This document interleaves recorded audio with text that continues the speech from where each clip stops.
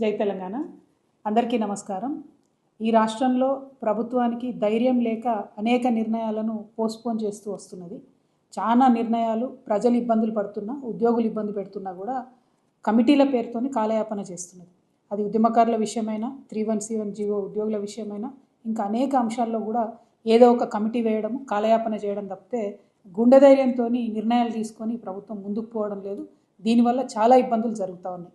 ఉదాహరణకు 317 జీవోని తీసుకున్నట్టయితే గత 9 నెలల క్రితం క్యాబినెట్ సబ్ కమిటీ ఏదైతే దామోదర్ రాజనరసింహ గారు చైర్మన్గా, శ్రీధర్ బాబు గారు, పొన్నం ప్రభాకర్ గారు మెంబర్స్గా వేయడం జరిగిందో, ఆ సబ్ కమిటీ ఒక మధ్యంతర నిర్ణయం తీసుకొని 190 జీవోని ఇవ్వడం జరిగింది. ఆ 190 జీవో ప్రకారం 9 నెలల క్రితమే వివిధ జిల్లాల్లో ఉన్నటువంటి 317 జీవో బాధితులు, అందులో మెజారిటీ టీచర్లు ఉన్నప్పటికీ అన్ని డిపార్ట్మెంట్లో కూడా 317 జీవో వల్ల స్థానికతను విస్మరించడం వల్ల ఇతర జిల్లాల్లో పనిచేస్తున్నటువంటి ఉద్యోగులు ఉన్నారు.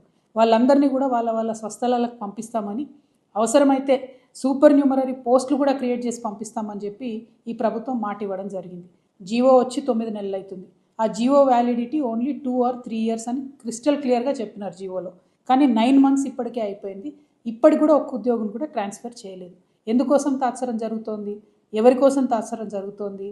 ఏ పైరవీల కోసం ప్రభుత్వం ఆగుతుందన్న విషయం స్పష్టంగా చెప్పాలి. ఉద్యోగులు, ఉద్యోగ సంఘ నాయకులు ఈ అంశం మీద ప్రభుత్వాన్ని నిలదీయాల్సిందిగా నేను మిమ్మల్ని రిక్వెస్ట్ చేస్తూ ఉన్నాను. మీ వెనక తెలంగాణ రక్షణ సేన ఖచ్చితంగా నిలబడుతుంది. ఏ ఉద్యోగి హక్కులు పోయినా కూడా మేము చూస్తూ ఊరుకోము. ప్రభుత్వానికి మేము హెచ్చరిక చేస్తూ ఉన్నాం. మీరు ఏదైతే 317 జీవోలో ప్రత్యేకించి టీచర్లకు సంబంధించి 25 రేషనలైజేషన్ జీవోతో సంబంధం లేకుండా సపరేట్గా 190 జీవోను అమలు చేయాలి. అవసరమైతే వారికి సూపర్ న్యూమరరీ పోస్టులు క్రియేట్ చేసన్న స్వస్థలాలకు తీసుకురావాలి. మిగతా డిపార్ట్మెంట్లో ఉన్న 317 జీవో బాధితులందరికీ కూడా డైరెక్ట్గా మీరు ట్రాన్స్ఫర్ చేసే అవకాశం ఉండి కూడా 9 months నుండి చేయడం లేదు. ఖచ్చితంగా ట్రాన్స్ఫర్లు వెంటనే చేపట్టాలి. తెలంగాణ రక్షణ సేన నుంచి ప్రభుత్వానికి హెచ్చరిక చేస్తూ ఉన్నాం. మీరు త్వరగా ఇది చేయకపోతే మేము కార్యక్షేత్రంలోకి దిగాల్సి వస్తుంది, ప్రజా ఉద్యమాలను నిర్మించాల్సి వస్తుంది.